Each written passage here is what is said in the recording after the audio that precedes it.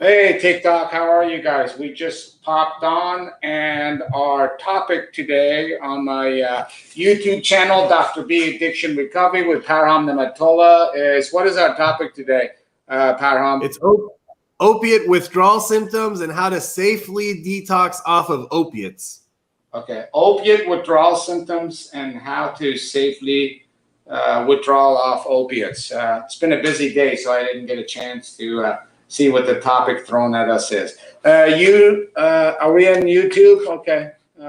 We are live on YouTube. What's up, everyone? And that's on YouTube, Dr. B Addiction Recovery. Again, this is a big topic. A lot of you guys have a lot of questions on this topic on detoxing off of opiates, opiate withdrawal symptoms, how long do they last? There's a lot of misinformation out there. Hi, YouTube guys. Thanks for joining us. This is a big topic. I've always felt there's an incredible amount of misinformation on there and misunderstanding on there, and a lot of self-styled experts on this issue. So we hope to clarify some of these questions today. Anybody has a question, please go on the channel, get on.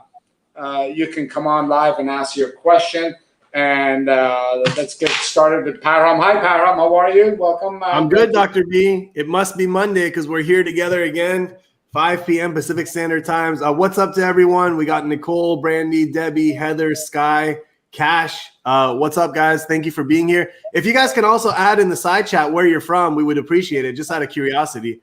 I want to know where our audience is located.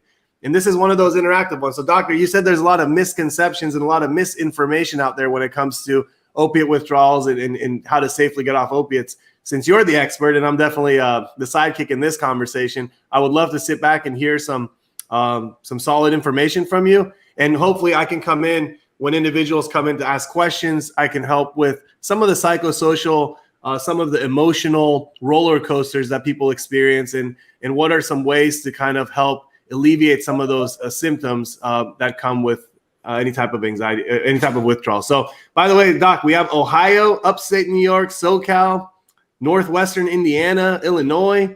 Man, we're covering it today. So I'm going to sit back and let you do your thing. Indiana, yeah, that's pretty cool. And you're certainly not the sidekick, Parham. I couldn't do this without you, and you have some other experiences with this stuff. So your input is critical on this issue.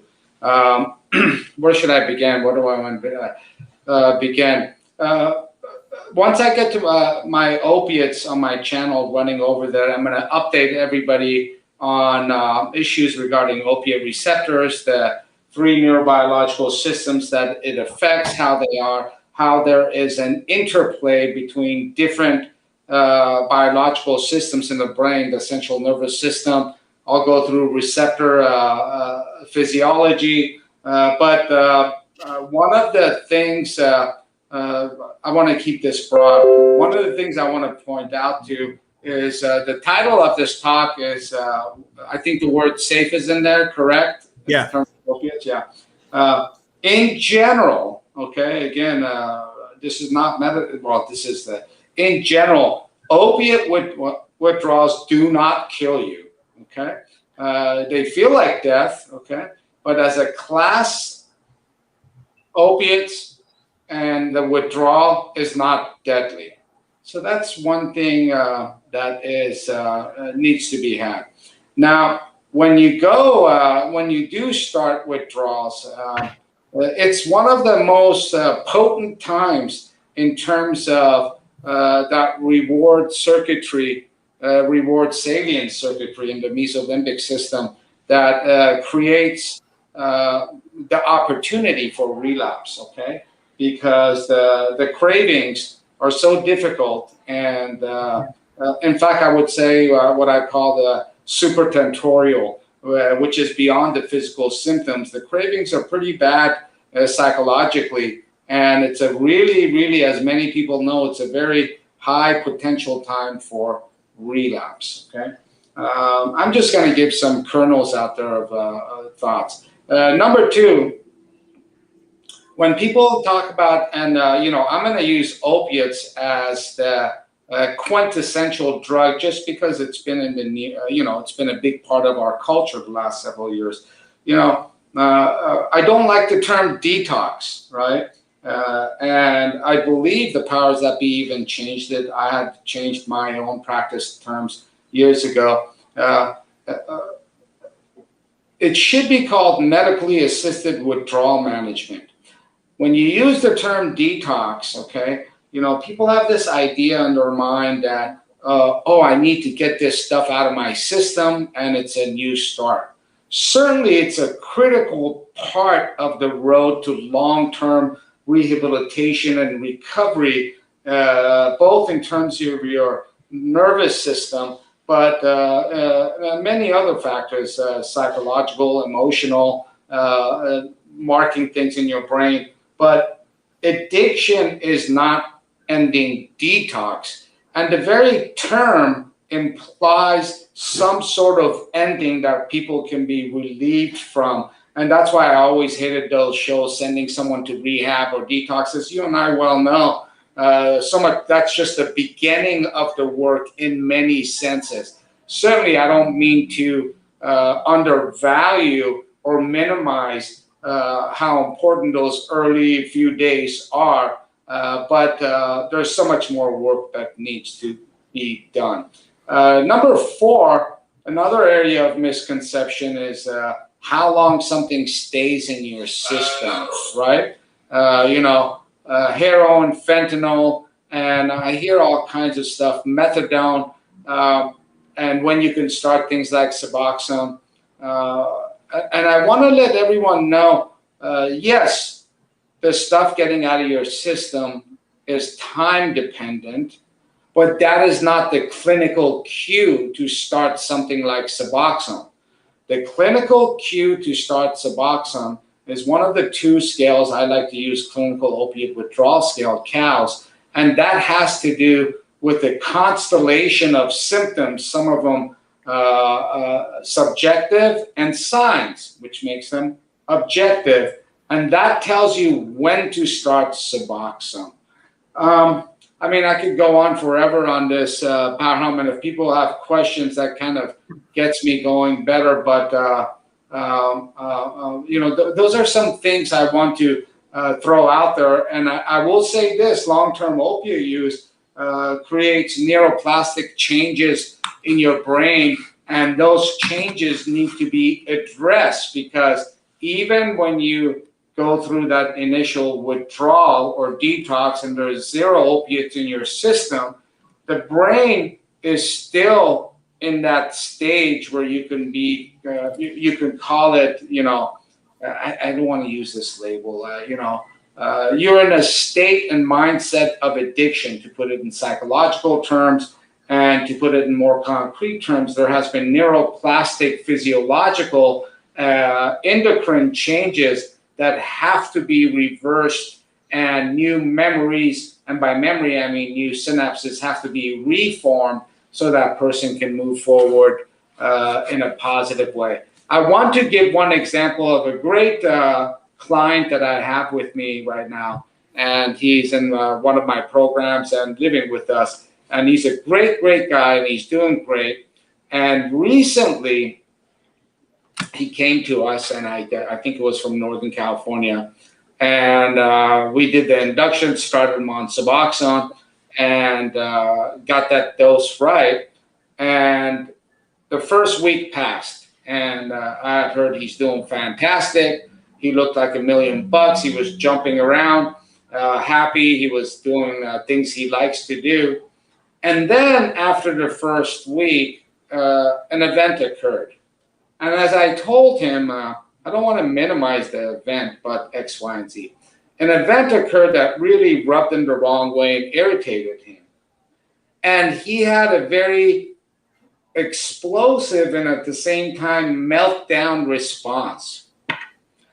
And I'm watching this from the sidelines, and you have to remember, this is the first time in 8 to 10 years this one particular individual was not under the blanket of opiates to deal with his emotion, deal with his anxiety, deal with his stress, use it as a coping mechanism and tools to survive.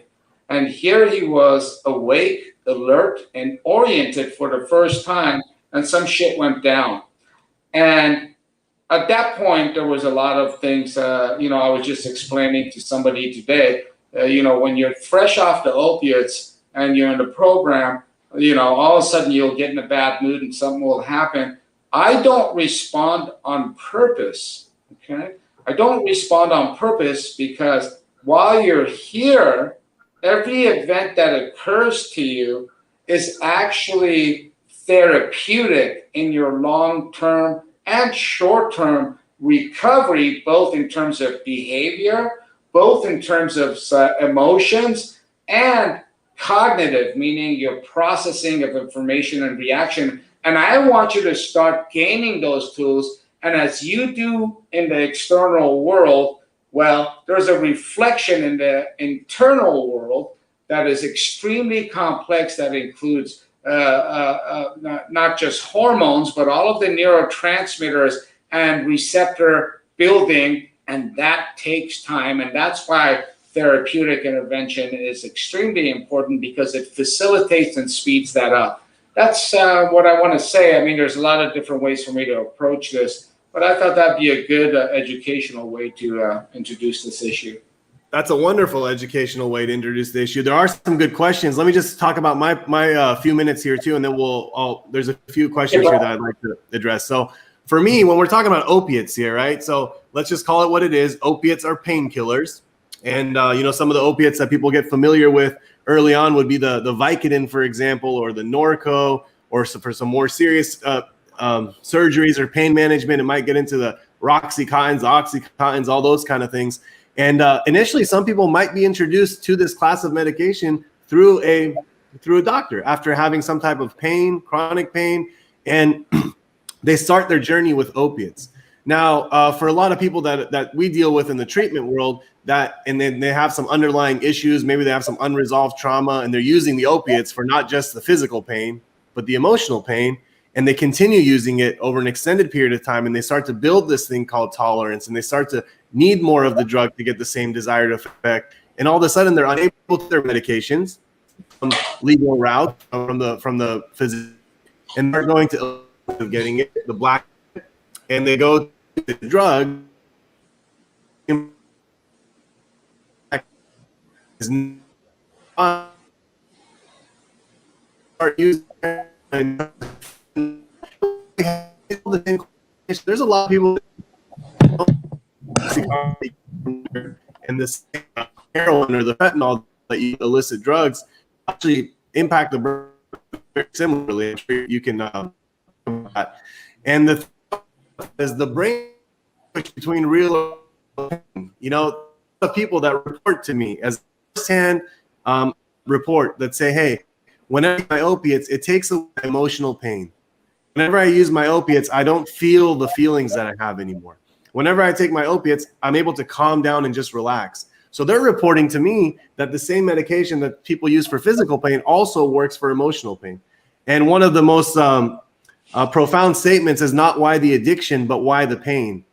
So earlier when you were talking about the difference between detox and the difference between medically assisted withdrawal management is that same distinction right there, because the detox doesn't do anything for the addiction. It just gets the drug out of the system, and now the person's left with what? All of that emotional pain, all of that physical pain, all of that trauma that they might have been self-medicating it with for extended period of time. So when they show up to places like Dr. B's and they get them on the right dose of medication, and all of a sudden they're doing well, and then life just comes and slams them in the head, and they realize, oh my God, what have I been doing for the past few years? How come I can't communicate the way I want to? Why am I so agitated? Why is my self-esteem so low? They start to feel a lot of things that the opiates was just straight up suppressing for a long period of time. So the initial stages of getting off of opiates is not just the fact that drugs getting out of the system. It's the fact that the emotions get unleashed, emotions that have been suppressed for a long period of time. And that's why the support is so vital and so necessary in that stage, because the triggers right? The cravings, they lead to triggers. And if there's no emotion regulation, if there's no coping skills in place, the person 9 out of 10 times is going to go back to what's worked for them for so many years, which happens to be their drug of choice. And sometimes it might not be opiates. Maybe they'll go to alcohol or something like that. But inevitably, without doing the work for the underlying stuff, the person tends to repeat back on their drug of choice. And as all of you know, watching this station and kind of being a part of this recovery community, when an opiate addict, after abstaining from their drug of choice for a period of time, relapses and goes back to their drug of choice, it is a very, very, very dangerous moment in that person's life, because oftentimes the heroin addict or the opiate addict tends to go back to familiar dosages that they were using towards the end of their using. And when they go back to using that amount, oftentimes the body doesn't have the same tolerance that it had from daily use. These are respiratory depressants. This is when people stop breathing. This is when people wake up or don't wake up, in their loved ones' beds. And that's the pain of the opiate relapse. So I would love to hear from people. There were some really good questions on the side chat over there, but that's kind of what I wanted to say about the opiates and the pain management through the opiates, emotional and physical pain. Absolutely. And in fact, to add to that, and again, I'll go more into some of the neurobiology details of this. People come in and they have a litany of complaints. And I always tell them, Parham, I say, let me get my suboxone on so all of these other issues can be unmasked, because I don't know what's going on when you talk to me about anxiety, depression, phobias, et cetera. And once we stabilize them on the subs, then I start looking for any additional issues.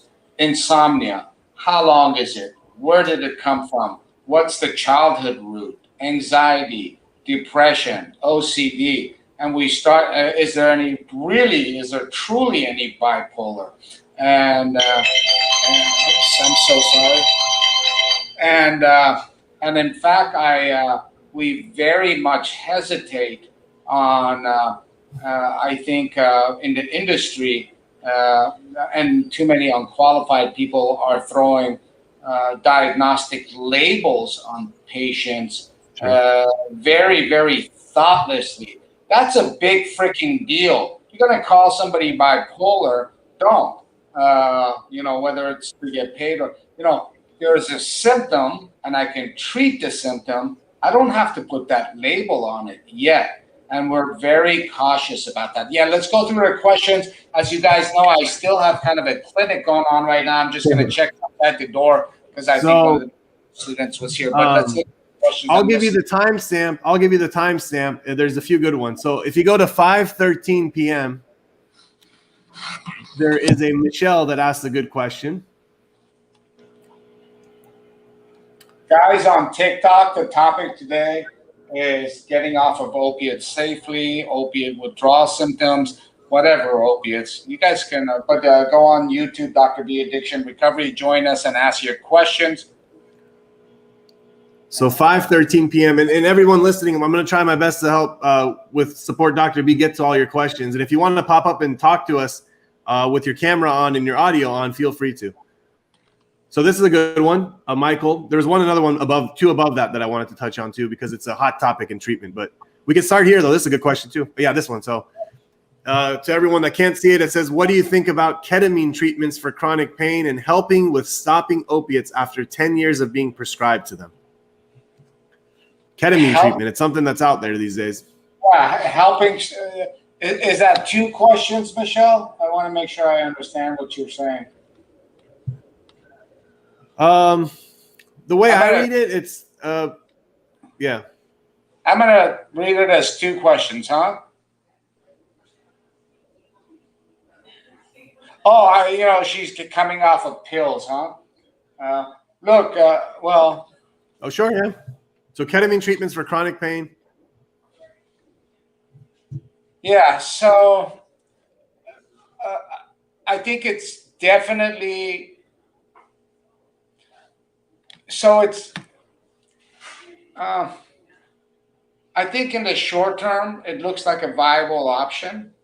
I think it is very doable in certain circumstances. Here's my concern. My concern is we have to evaluate the utility of ketamine in long-term use for chronic pain, and we just don't have that yet. That's number one.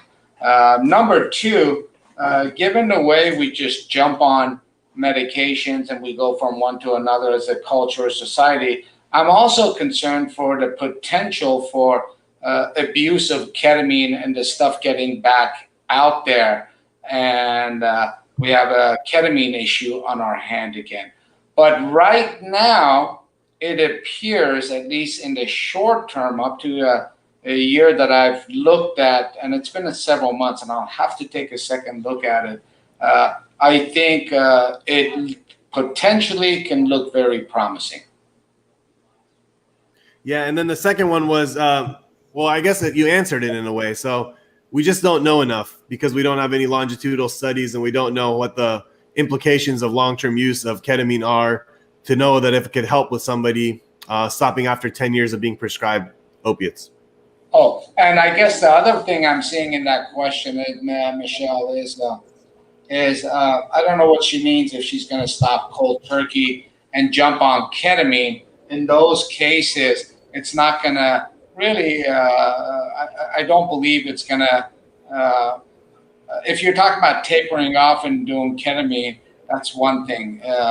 If you're talking about just jumping off the opiates and getting on ketamine, you might have some problems. Does that help? Yeah, absolutely. So the question after that is by Michael. 2 questions later, it's the first one that you popped up.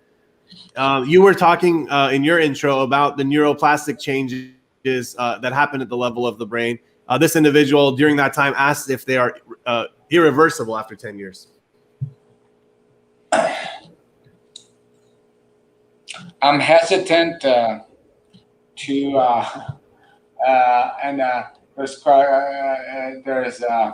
it's a very complex neurobiological system, and are they reversible? Absolutely. Now, I can't get in there and measure exactly what somebody's baseline was at some point, right? But I can tell you this about neuroplasticity in general, and to the extent of my knowledge thus far, and it's one of the areas that some new stuff is coming out on, I can say this. Neuroplastic changes can occur even in old age, okay? Where the traditional idea in that world was that, okay, you get old and neuroplasticity really, really slows down, and in fact, it's not even doable. And now we've known since the 90s that that's wrong. That being said, these neuroplastic changes can absolutely occur because every time you engage, let's say you do CBT, cognitive behavioral, right? And you start to engage in different set of behaviors with your thinking or your processing. I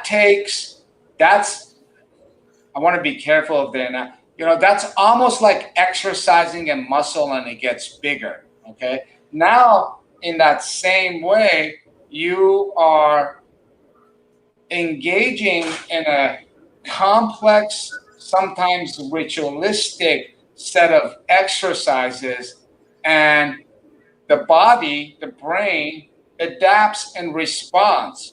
And so my answer is yes, and you should never fret or think that the game is over. It absolutely is not. I hope that helps. I was trying to be careful because this is a complex question. Give me one second. Let me check on my patient right outside the door, okay? Yeah, you got it. And you can go to. Do you want to put the next question up before you go? There's one that says, "Is it emotional pain or just withdrawal?" Yeah, I saw that. I'll talk about this one. So, Jason, thank you for the question. And I assume you were referring to the patient that Dr. B was talking about, that the first week was doing really well, and then the second week was having episodes of anger, rage, blowing up, being emotional. So when you ask, is it emotional pain or just withdrawal, I would remove that "or" and turn it into an and. Okay, so what I mean by that is it is emotional pain. It is suppressed thoughts, emotions, feelings, memories, and it's the individual going through the physiological and psychological withdrawal of the opiates. Okay, so it's not one or the other. They both happen simultaneously. And during the withdrawal stage, so you're right about that, during the physical withdrawal of the opiates, everybody's senses are heightened. So something might not be that big of a deal. Something might not be too traumatic. It might just be something small that happens, but because of the self-regulation of emotions aren't strong without the substance, it blows them up. So the smallest thing might turn into a big deal all of a sudden. And I see this all the time. So you might not know much about my personal practice or private practice. You know, I'm engaged with a pretty decent sized organization. We do aftercare, outpatient, intensive outpatient treatment. And a lot of our program participants are individuals who actually are getting off of opiates and getting off of various drugs of choices. And when they're in the facility, the first few weeks that they're there, man, they're just emotional roller coasters. And some of them are going through withdrawal. If you watch our talks that we do with Dr. B regarding benzodiazepines, and you look at the side comments, man, people go through benzo withdrawals for an extended period of time. So it would be reasonable to suspect that when they have rebound anxiety and they're going through panic and they're going through social anxiety and all that kind of stuff like that, that it's not just the emotions coming up. It has to do with the prolonged, delayed withdrawal that's happening. So I hope that answered your question in an adequate way. And we'll keep going down here till Dr. B gets back. He is Mondays, just so everyone knows, he is that's his practice over there. And that's his last patient. So it's going to be kind of a short check-in. And he just wanted to make sure that he sees the person because they came a long way to see him. So I'm going to go down. I don't have the ability to put up the question, but I will answer the ones that I can because you know that I have a scope of practice. I'm not a medical doctor. I'm a licensed therapist. I'm a clinician. So if anything here is related to medications such as tramadol or medications such as Sublocade, I'm going to check those and make sure I address them when Dr. B comes back because I don't want to speak outside of my scope, if that's okay. Let me see what I have here that would relate.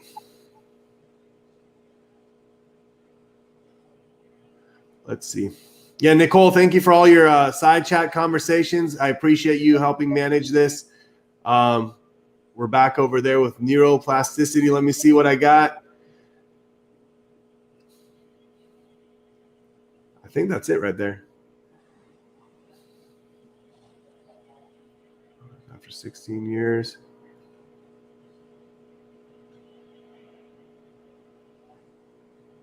Yeah, the rest of the questions seem like they're for Dr. B. So I'll continue to talk a little bit over here about the opiates and kind of what's happening. So I know we have so many. Thank you, first of all, for identifying from where in this country you're from. And if you're from the rest of the world, man, let us know where you're from. And I'm curious to know what the opioid epidemic is looking like in your parts of the world, because it breaks my heart to share that in this past week, 3 former program participants, 3 people in our sober community that I know of, whether they were on medication-assisted treatment or they were trying to abstain from all drugs and alcohol, unfortunately overdosed. And all 3 of them, the culprit was the powerful drug of fentanyl. You know, oh man, it doesn't get easier. You know, if you're a clinician watching this, or if you work in a hospital setting, if you ever get to the point of saying, hey, yeah, just another person died, take it from me as someone that's been working in the field for over a decade, that they're not just another person died, man. It's someone's son, it's someone's daughter, it's someone's husband, it's someone's wife, it's someone's grandkid.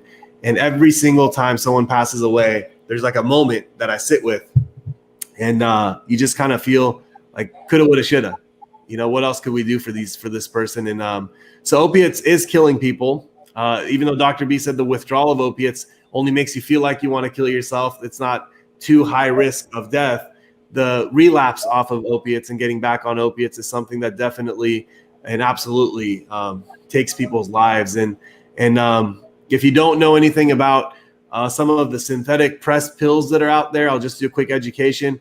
There are a lot of people that I see in treatment that are coming strictly because of a fentanyl addiction, and they are seeking out pills that are pure fentanyl. They are even accidentally using pills that have fentanyl pressed in them, like Xanax pills that are illicit black market. So, yeah, it's serious, man. This is taking out a lot of human beings. I think the statistics, if you don't know, they say about 60,000 people per year die from drug overdoses. And when you divide that by 365 days a year, man, it comes out to something a little bit under 200 people a day are dying from opiates. And it's painful, it's tragic, and that's why we're doing this, to raise awareness. So, Doc, when you were gone, it's okay. When you were gone, I was just kind of sharing a little bit about the gravity of the opioid effect that we're having in our general population, and people's sons and daughters and siblings and grandkids and spouses passing away at rates that, because of fentanyl, that we're not really too familiar with. So I will go back. So I told them there were some questions here that were related to your scope of practice. I will tell you when they were. There was one at 5:16 p.m. And sorry. Yeah.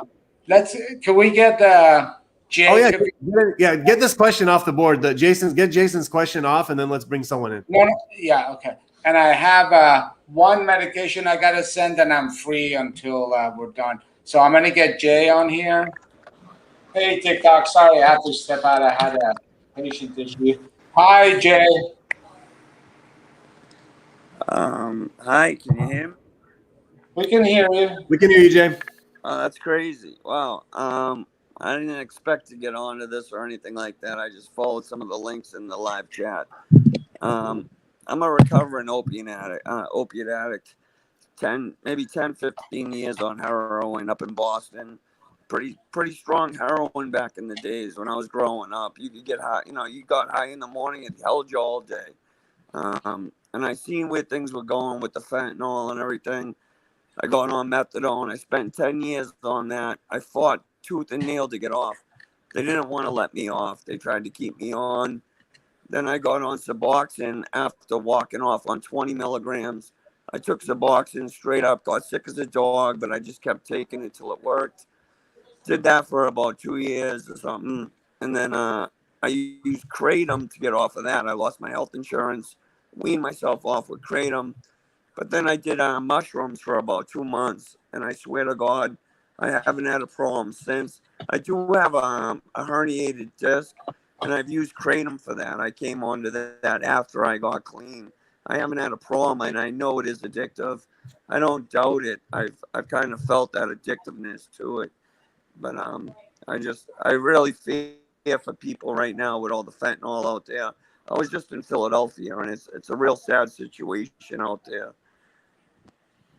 Yeah, Philly actually at one point had really, really, really good Afghan heroin back in the years with the mob connection. I mean, they were bringing in heavy loads there, and everyone was. What years are you talking? 80s, 90s? Yeah, I'm 45 now, so most of my run was back in the 90s. I started when I was like 16, but we were getting China White off the boats out of Gloucester. They were bringing it right in off the boats. So, I mean, I had some good connections up in Lawrence, Mass, so I was lucky. But honestly, it makes a big difference. You're not poking yourself 100 times a day, opening yourself up for diseases. But the withdrawal was pretty bad when it did kick in. Yeah. Yeah. So, I think we lost him. Say that again, Parham? I think we just lost this connection. It was pretty. It was a bad connection. It was. Yeah, it's okay. There was something he said that I hope people caught there. First of all, thank you, Bud, for sharing that.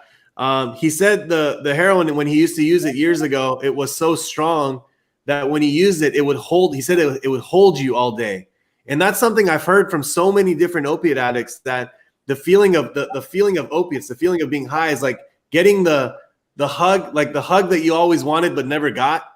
It's just being held. It's just being held, like physically being held, psychologically, emotionally. And he said when you use it in the morning, it held you for the entire day.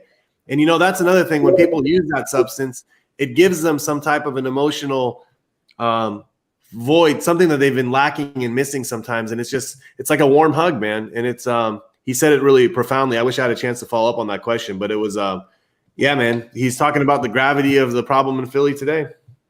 Yeah, I was having a hard time hearing that, and I was going to ask him again. What was the issue? What is it really bad? He was saying right now.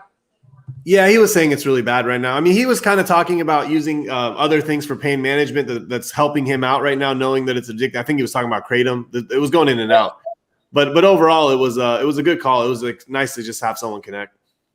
Yeah, and oh, he's right there. Let's get him.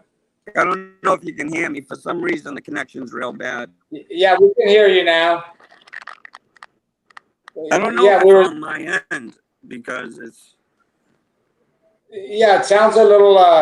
It's a little shaky, but go ahead. We were just talking about dope you guys used to have over there that you used to use, and it's not the same stuff anymore, huh? Hello? Hello? It's okay. You can just probably. Crazy. Yeah. I'm sorry, guys. I got no connection. It's okay, Jay. I appreciate you, man. Stay on the side chat. Good stuff, man. Thank you. All right, guys. Sorry about that. If you have any questions, I'll try to respond in the chats. You got it. Yeah, Philly's out of control. Thank you. You're welcome. Was there anyone else that's trying to come on, Doc? Yeah, let me, I'm going to send, I'm sorry, it's my last patient. I'm sending this medication and then I'm all done. TikTok, sorry, I got to use this phone to send, this I got to just do this for a sec.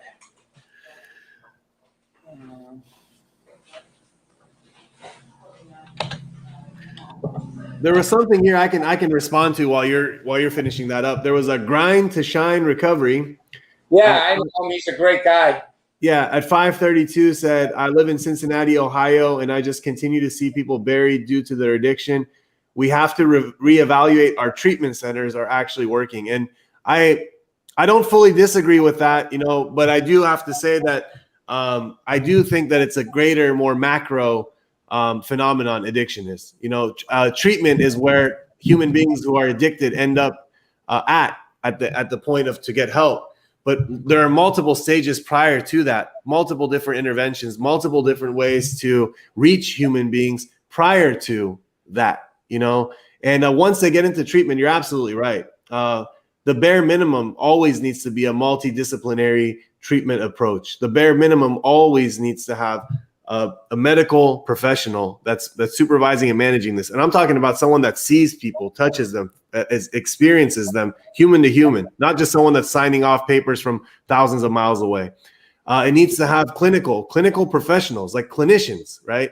Not just people that got the bare minimum requirement of education, and because they are too in recovery means that they could treat people in recovery. It's people that have gone to school, that have gone clinical experience, that have got the education to actually diagnose people the way Dr. B was talking about, not just throw out something out there. It needs to have an ancillary support, right? It needs to have additional support, not just from the top, but from the bottom. So people feel safe, they feel supported, they feel heard, they feel valued, and it needs to not be punitive. One of the problems that we have with our treatment systems all over the U.S. is there's a punitive nature to it, unfortunately. And I know Dr. B and myself are not that way. We strongly believe in harm reduction, and we strongly believe in meeting where people are at. But there's this fail or win strategy. It's like you're either in or you're out. You're either this or you're that. And that's just, we don't live in a binary world, and that's where treatment fails, because we treat everybody in a binary way. Either you either got it or you don't, when some people can be in a wide variety of ranges in between. So I agree with you in that regard, saying that not just our treatment centers, the whole entire system needs a revamp. And that's why Dr. B and myself are here every single Monday, because we are trying to frontline educate human beings like the ones watching this, any professionals that are watching this. If you notice, we always talk from a place of harm reduction. We always talk from a place of compassion. We always talk from a place of education and experience. It's never just random personal thoughts and feelings, or the way I did my sober thing is the way you got to do your sober thing, and all that kind of stuff that's nonsense. So that's why we're here, man. So thank you for that comment. I appreciate those observations about society. In fact, Ohio, a lot of you may know this, was one of the first places where opiate epidemic sort of started, excuse me, sinking in and took off hard. And what was interesting about Ohio was this kind of thing occurred after, well, there was a whole bunch of things that came together at the right time, including Purdue Pharmaceuticals, the black tar coming up from Mexico. And the other thing that hit certain parts of Ohio was a very profound and tragic economic depression and the loss of so many jobs where middle America was truly prospering in the after World War II, 50s, 60s, started mild decline in the 70s. And that was a time where the average blue-collar worker can live, prosper, have integrity and be proud in their profession, own a home, send their kids to college, and that crap got wiped out. Yep. And if one evaluates substance abuse and the opiate epidemic within the context of these deeper psychological, social, and cultural paradigm shifts, one can truly see that, again, substance abuse is so much more than the intrinsic addictive properties of an opiate. Yes, thank you for that comment. Yeah, you know, there's a couple people here. I do know that you have, if you guys go to Dr. B Addiction Recovery, Dr. B has a pretty extensive library of videos he's created. So some of the questions you're asking, if you go look up some of his previous videos, there's a lot of valuable information. But Doc, the one that keeps coming up today, and the reason I want to answer this one is because the individual who asked it, her name is Lori. It's at 5:42 p.m. She's a nurse. She works in the field with human beings that are going through addictions. She works at a MAC clinic, so it's someone that you would probably. Yeah, there you go. It said, would you talk of your opinion of kratom? And I know you've done videos on this, so it's probably got to be a brief version of it. But at the MAT clinic and program I work at, it's a prohibited substance. In the lab we use, it shows up positive for fentanyl. So, and there's a lot of people on the site asking, please discuss kratom. We don't know anything about kratom. We want to hear about kratom. So we're answering this question, by the way, for anybody else that had a question about kratom. Sure. Kratom is a plant, actually, and at certain doses, it acts like an opiate. At other doses, it's actually a stimulant. But let's just talk about the opiate properties. I'm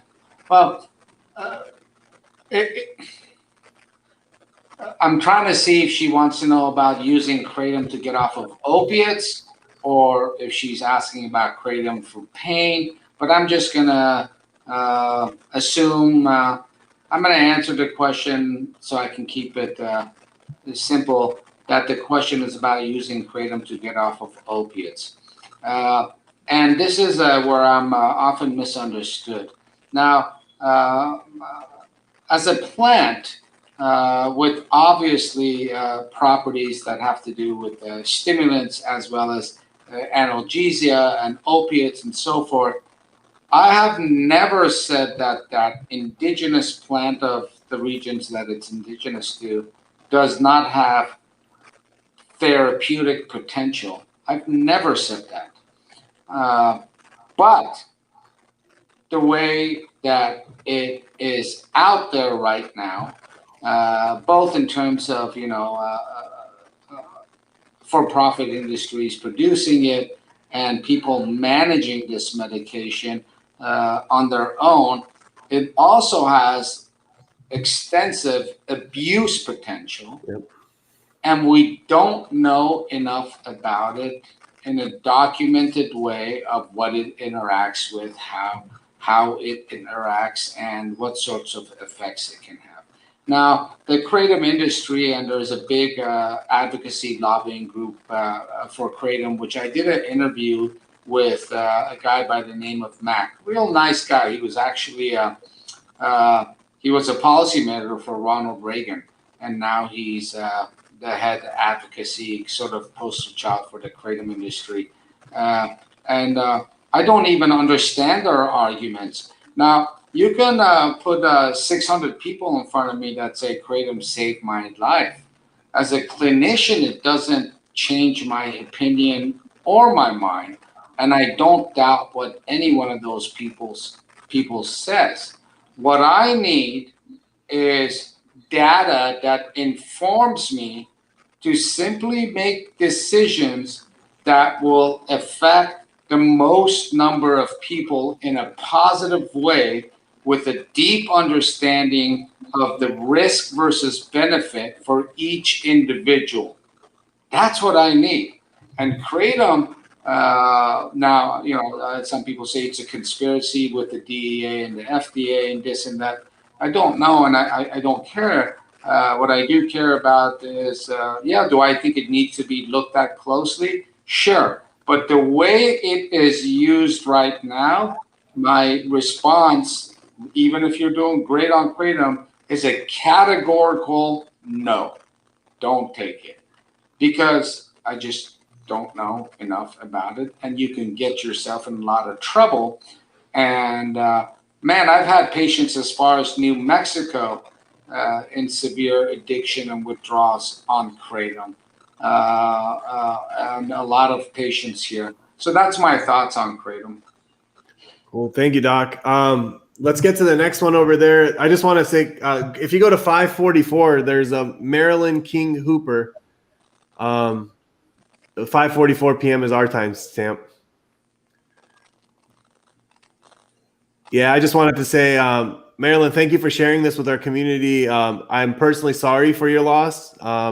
I can't imagine what that feels like.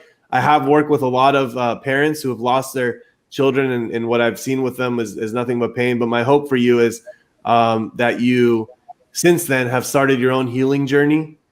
Since then, that you have started to find yourself, because that's a very tragic loss. And thank you for being here in our recovery community, as other people may be struggling with addiction themselves or an addiction of a loved one, and know that you have support here anytime you show up to our station, anytime you show up to this channel. And there are a lot of people on the side that will absolutely support you. So thank you, Marilyn. I just wanted to make sure we didn't miss that comment. Yes, and definitely thank you for sharing and having the courage to come out here. And this is the kind of thing we're hoping to minimize, mitigate, and avoid. And it's certainly a painful loss as a parent, which is difficult to fathom. And then 2 comments below that, there's a question that might help somebody else too. Lashes Audio Jilly. Where? 2 comments below that. It says Lashes Audio Jilly at 544.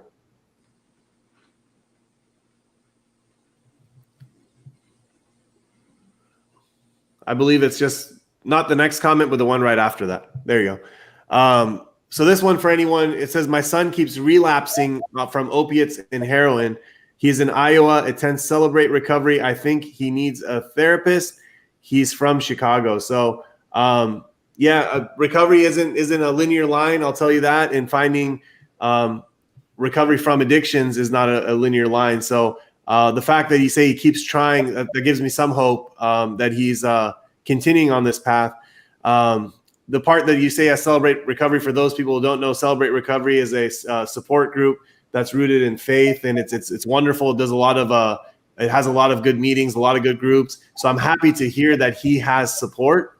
And I think he needs a therapist. I think that all of us on some level need a therapist, to be quite frank. But usually when someone's relapsing over and over and over again, there is an underlying cause of addiction. There is some roots to their addiction that may or may not be addressed in Celebrate Recovery, because as we know, support groups are just human beings that are kind of there for themselves, and they're not even paraprofessionals at best. They're just people that are trying to recover.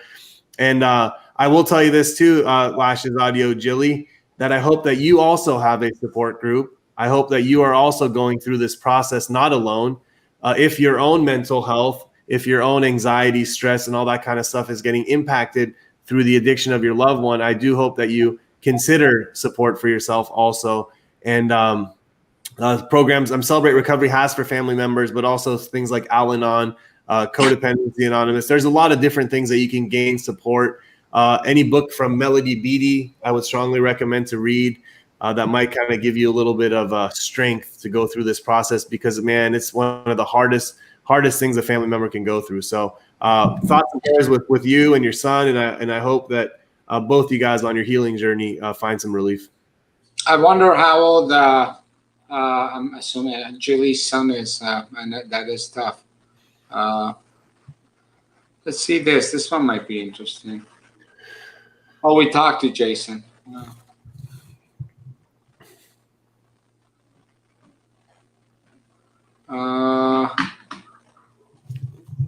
Lori and TikTok. I'm sorry, it's a funky connection tonight. Keep losing their connection. Well,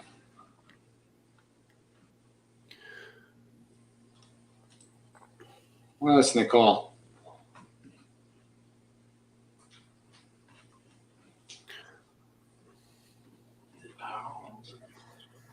What was the question?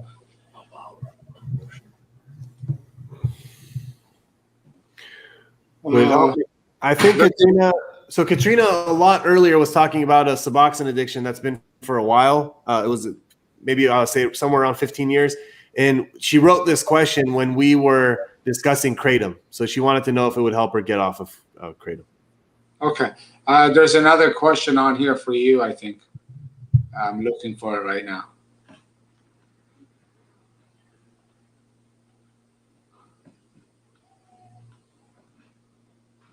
Hi, Diana.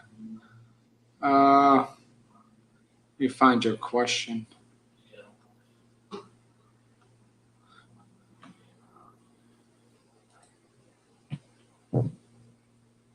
Yeah. Hey, I've been clean for 14 days and I feel as if I'm emotionally underdeveloped as a 29-year-old. What are some positive coping mechanisms I can use for anger? And that's a great question. But you take the lead and I'll chime in there, Parham. I think that's a really good question, an important question. Yeah, absolutely. So I'm just going to read it out loud one more time just for my own brain. So I've been clean for 14 years and I feel as if I'm 14 days and I feel that I'm emotionally underdeveloped as a 29-year-old.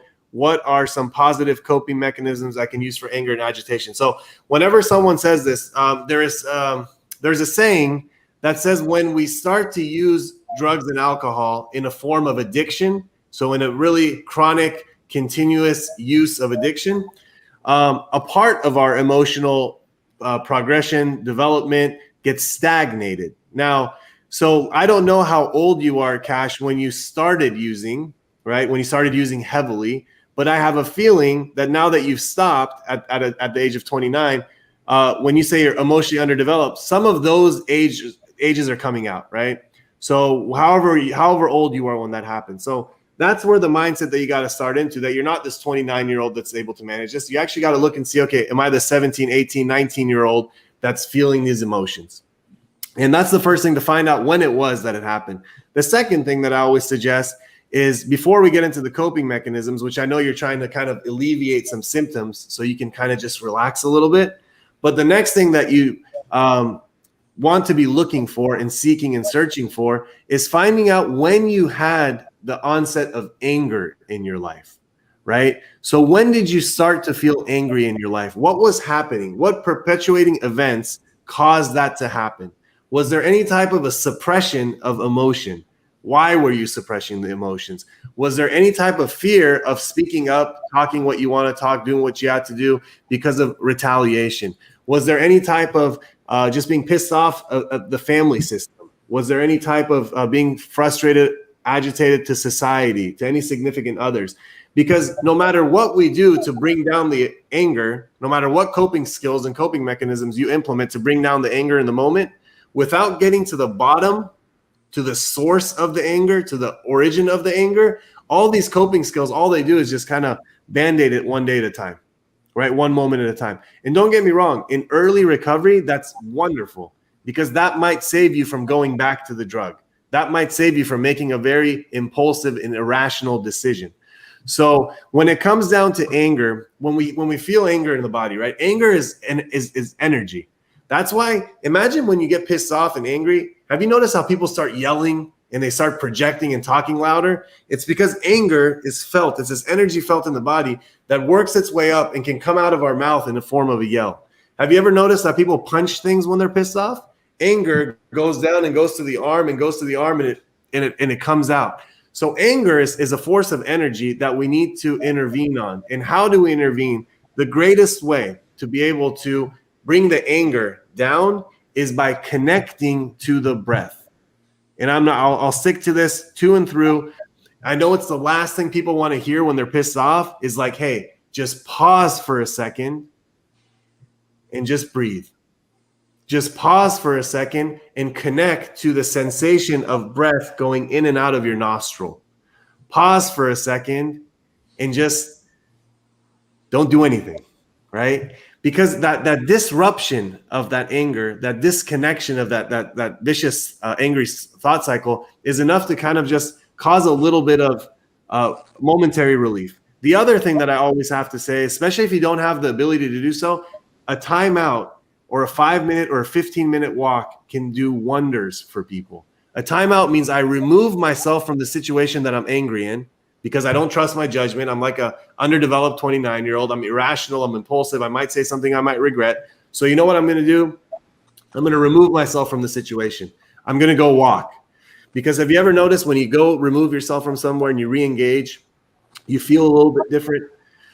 Sometimes just writing down whatever you're angry about, journaling whatever you're angry about, and saying, you know what, I'm going to commit to sleep on this today. Because the power of waking up the next day, I tell people when you're pissed off, man, go aim for the pillow.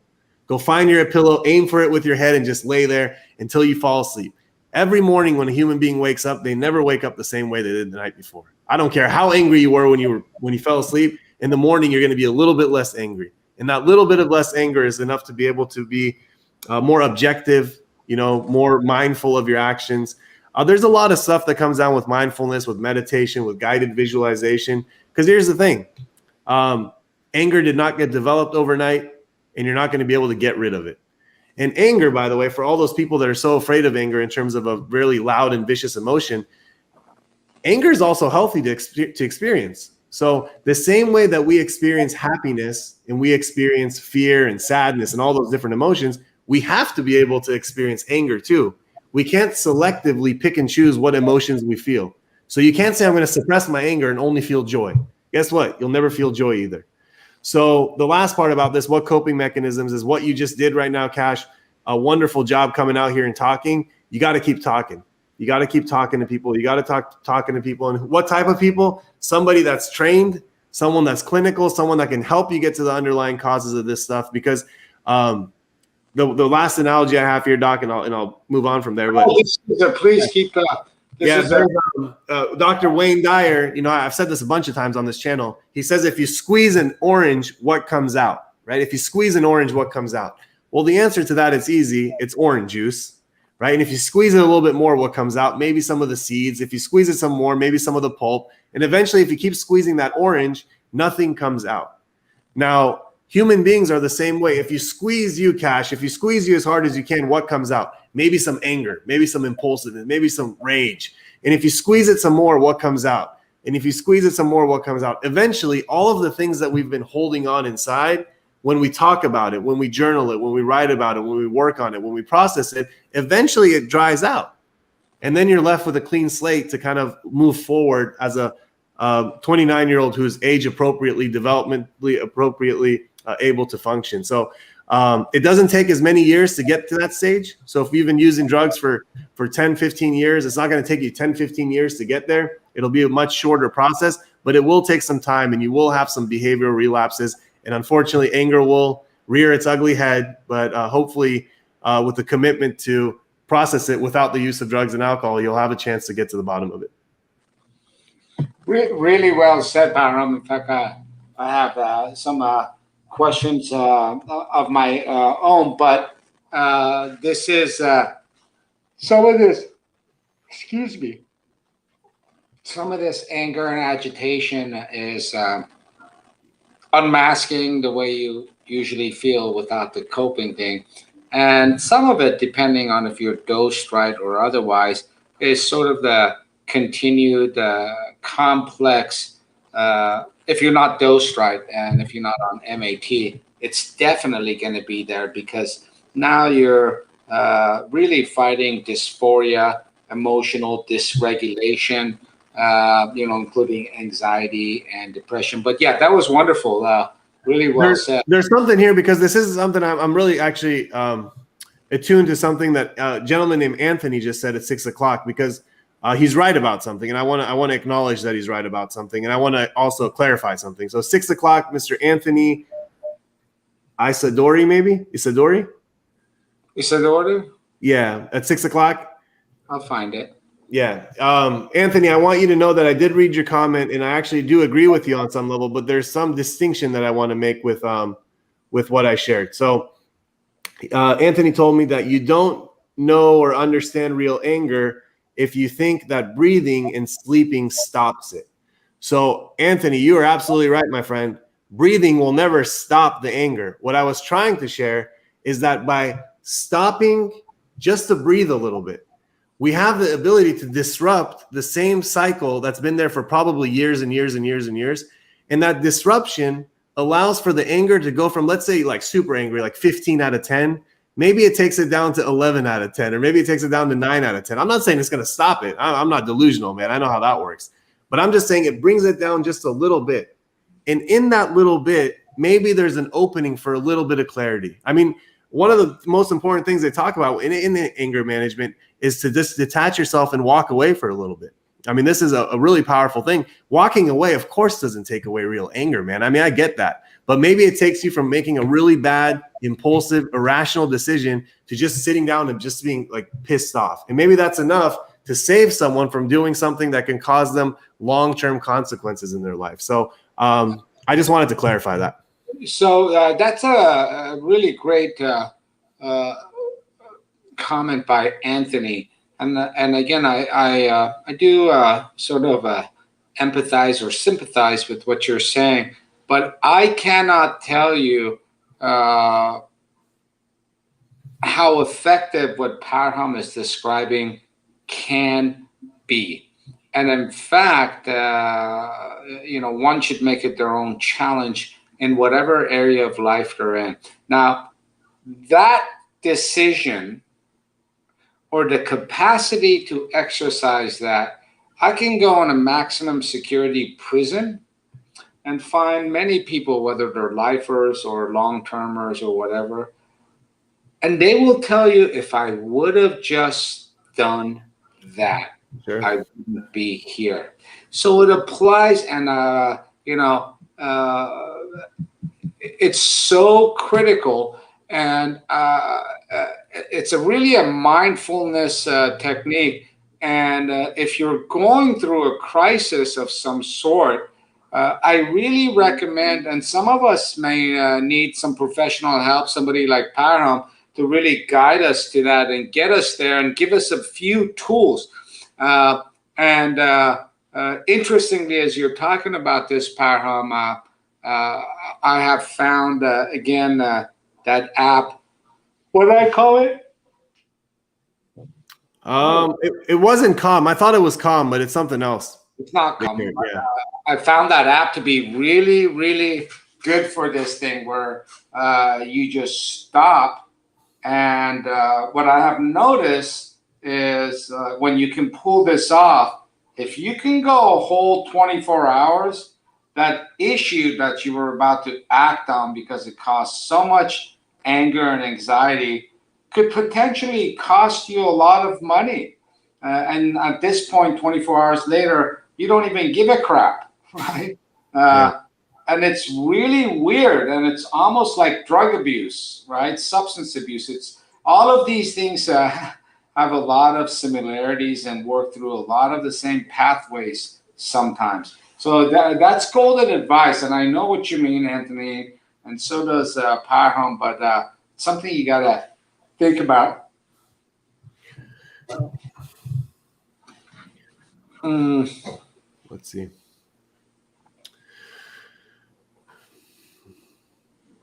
Yeah, somebody talked about, Michael Lawless talked about box breathing fixes almost anything. And it's, I know he's being he's overgeneralizing it, but box breathing is a wonderful thing, by the way. I mean, some of you guys know I also coach high school basketball. Box breathing is something that I use with all my kids.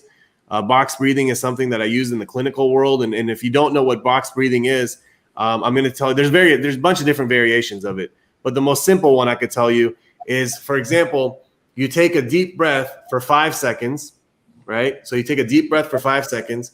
You hold it in your lungs for 5 seconds. You exhale for 5 seconds. And then you leave your chest and your lungs empty for 5 seconds. So that's the box they're talking about. And you repeat that, let's say 5 times. And I don't know if it fixes anything, but man, does it make your head change in a really positive way and puts things in perspective real quick. So thank you for that, Michael. Appreciate the comment. Yeah, Anthony gets it. He gets it. But I do understand there's times when anger gets to such a high level that it's tough to. I like the way Blue Moon puts it. Impulse control is key, but sometimes can't find the key in time. Agreed, Blue Moon. Yeah. and that's the challenge. And again, if you guys start to notice, a lot of these issues are so intimately related, to substance abuse and some of the things you have to overcome with cravings and decisions you make. And that's why I think it's so important. And you know, the one thing with impulse control, by the way, so sometimes impulse control, you don't want to get to it when it's too late. So how do we work on that? Dr. B just talked about the muscle, right? The muscle, practicing the muscle when it comes to like cognitive behavior therapy, that kind of stuff. Impulse control is also a muscle.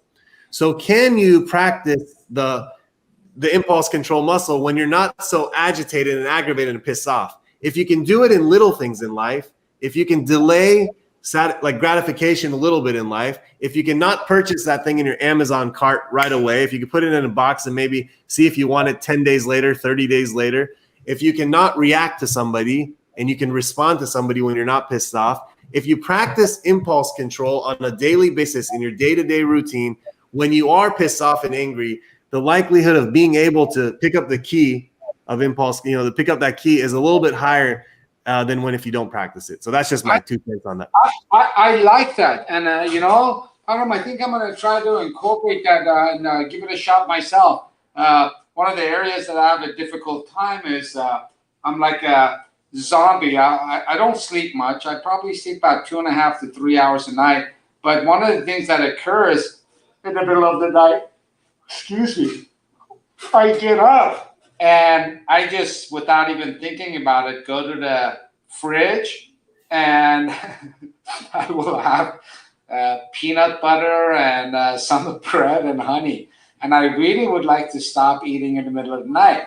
And I keep telling, the guy that's kind of helping me with some stuff, Ken, you guys all met Ken on a previous, I keep telling him, Ken, it's out of my control. I am absolutely not myself, but you know what? And he's like, you don't need to eat, dude. You want to eat. And I'm like, yeah, I guess so. I think I'm going to start practicing with that and move it to something more important in the future. Good, man. I always tell people when they have the late night munchies or the late night kind of snack thing or the impulse control goes away and they look for the kitchen at night, it's not always about, because it's the same people that have the same cycle at the end of the night. What I like to tell them is, hey, if you change the way you're consuming food in the daytime, in the morning, in the daytime, and that kind of stuff, maybe, because it's all connected. The night is connected to the day and the day is connected to the night. So if something keeps happening at night, maybe change what's happening in the daytime, and that will change what happens at night. And maybe the cravings won't be there. Yeah. I think I'm going to actually try that as well. Look, I just saw this from Anthony, and this is a big topic for me as well. Now, you just addressed some of those other issues that he never dealt with, which is a huge part of it.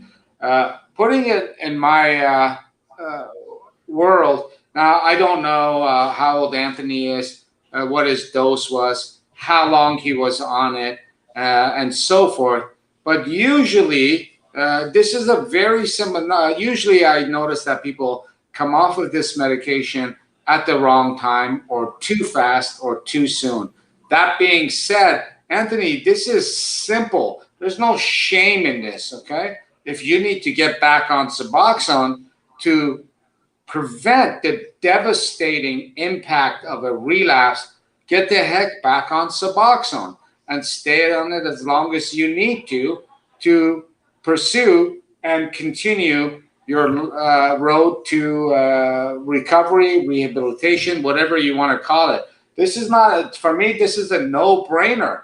You need to get back. And by the way, if any doctor is of the opinion, oh no, that stuff is for a heroin addict, why would I put you on it? You've been on it 7 months. Wrong. It's for addiction and substance abuse, and addiction and substance abuse is not immediately having used. You know, my guess is you probably got off of it too quick. So get back on whatever you need to, and you'll probably be on a much smaller dose than you were before. And if we can answer anything about that, but you know, he put something here that's kind of profound, because and you were addressing it, Parham. I never dealt with any of the issues that may have started or fueled my addiction. Yeah, and that's where the key is right there, man. It's the medication support to help with some of the cravings and the symptomology you're going through to hopefully prevent you from going back into a full-blown relapse. I support that. However, you also need to, I read on the side chat, you said you never tried any type of therapy, never treated the addiction, you know, never treated the underlying causes. Well, the best time to do it, my friend, is right now. And you started it by engaging in this conversation. You have two professionals here letting you know that you're going to have to need to get to the bottom of that stuff. Now, whether you want to do it now or later, that's up to you. My personal recommendation is that the best time to engage when someone is ready is right now. And even if you take a small incremental step towards finding out, hey, what therapist can I work with? What meetings can I go to in my local community? If I don't like these kind of meetings, what other meetings are available for me? What's available in my, because here's the thing, eventually you're going to have to do it. You know, eventually you're going to have to do it. And my hope is that you find some support for yourself and you don't have to do this alone. And I hope that you do have a chance to work on that underlying anger of yours that you were talking about earlier, because I'm not a betting man, but I would guess, Anthony, you've been angry for a long time, and you're probably tired of it. You know, you're tired of it, and it keeps taking you back to places you probably don't want to go to. So why not get into the roots of that anger and find the underlying causes of it, man? You could do it. I've seen a lot of people have uncontrollable levels of anger, and they're able to work on it and get through it. So my hope is you're going to do the same, bud. Okay, this is real quick on TikTok. Hey guys, I'm in California, and I got a shitty following on TikTok today, but I think it's because the connection was so crappy. Hey, see, this is, I would say, this is just, I don't want to be too judgmental, but this doesn't even make sense to me, however this went down. I don't know what state you're in, Anthony, but if you're in California, give me a call, man. If you're in another state, my suspicion is, you need to, I recommend for you to potentially get back on your subs at a reasonable dose. And if you need to be on supplicate that. And then now you have sort of calmed the fire down and now engage in one of Parham's colleagues and start digging in. Okay, man? Because, like I said, I don't know you, but the alternative is a brick wall. All right? And I'm telling you, you're not manning up, and there's no shame in just doing this. And I'm sure you got a lot of crap at stake here. TikTok, I'm on here, I don't know, 5 to 10 more minutes at best. If you have a question, we're talking about opiate detox, safety, withdrawal symptoms, and all kinds of stuff with Parham Namatola. We're on Dr. B Addiction Recovery on the YouTube channel. Pop on there. And for everybody, if you haven't subscribed, give us a subscribe and a thumbs up. We dig on that. Let's see what else. I want to know who Anthony is.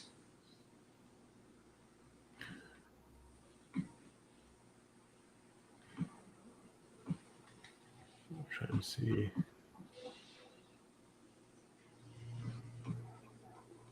Yeah, I'm sure you saw this one from him earlier. Yeah. I mean, he's coming around. He knows what he's got to do. You know, he sounds like he knows what he's got to do. He just hasn't done it because he just wanted to stop the use of the drugs. But when we stop the use of the drugs, that's when the work begins. You know? Absolutely. I think she was talking about, I was talking about box breathing, and I think she was talking about some class that she's doing. I see. I think it just happened to be at the same time I was talking about that. So, Hey guys, hi, Nicole. I thought I'd swing in and say what's up to everybody. And I saw a bunch of people talking about, you know, suboxone and trying to come off suboxone. And I just thought I would share with you guys, like, I've been tapering for over a year and a half, and I've been going really, really slow. And there's some days where, like, half of 2020 or half of 2021, I paused my taper because I was just going really fast and life was happening. And what I've had to try and get my mindset out of is this, oh, I'm failing feeling. Oh, I'm not tapering fast enough, so I'm failing. And also, or even the thought that, what if I don't get off suboxone? Is that failing? And so, like, the longer I stay on it and the more that I try to, like, work through these things in my mind, the more I realize, like, as long as I'm staying alive and I'm not using dope, like, that's a win for me. You know what I mean? And I don't want to lose my son, and I've worked so hard to get to where I'm at. So I just want to encourage you guys that are on suboxone who are trying to taper to just be easy on yourself and take your time. And if you have to pause your taper, that's okay. There's nothing wrong with that. If you are off suboxone and you need to get back on, I just had a girl reach out to me. She just gave birth to her baby, and she was having really bad cravings. And she was like, you know, everybody tells me not to get back on suboxone. And I called her and I said, you know, what do you mean they tell you to get back on suboxone? Who's going to take care of your baby if you relapse on heroin? Who's going to come in there and help you if you can't take care of your child and you die? If you need to get back on suboxone, who cares what anyone else thinks? Do what you need to do to take care of you. That's all that matters. And I had to get to that point where it doesn't matter what anyone says about me and my sobriety. I know what I'm doing is right for me, and that's all that matters. And I will go down in flames about that, because I'm not going to let other people affect me and make me lose everything I've worked so hard for, because those people aren't going to be there for me if something bad happens. Did she get back on? You hear me? Yeah, did she get back on? Oh yeah, she made an appointment. She's going Wednesday to get back on. Good. Yeah. You know, it's like, it's I've noticed this a lot on TikTok lately. It's like this, Suboxone is so bad, and people want you to get on it, stay on it forever. But it's like the other side of the coin is death and heroin addiction and fentanyl addiction and losing custody of your children and not being able to stay employed and losing your family and putting your family members through crisis because you're getting high 24/7 and making them worry. And so I'm so sick and tired of people being shamed about being on this medication and then feeling ashamed to need to get back on it. I'm going to tell you guys, I'm never going to let anyone affect my recovery and what I do for my recovery ever again. When I first got on Suboxone, I was so concerned about what people thought about me and whether I was sober or not. Not anymore, honey. I'm doing what I got to do for me, and I'm thriving, successful, and helping others. And that's all I got to do. I made myself the number one priority, and that's all that matters. So I just wanted to come on here and give you guys that information so you'll make yourself the number one priority. Very well said. Thank you, Nicole. Y'all are welcome. And you know me, I just had to pop in and say hi to everybody. I love you guys. And if anybody else wants to come in, I'm putting the link in the chat, and I'll see y'all later, okay? Yeah, I couldn't agree more. Thanks, Nicole. I'll talk to you soon. You're welcome.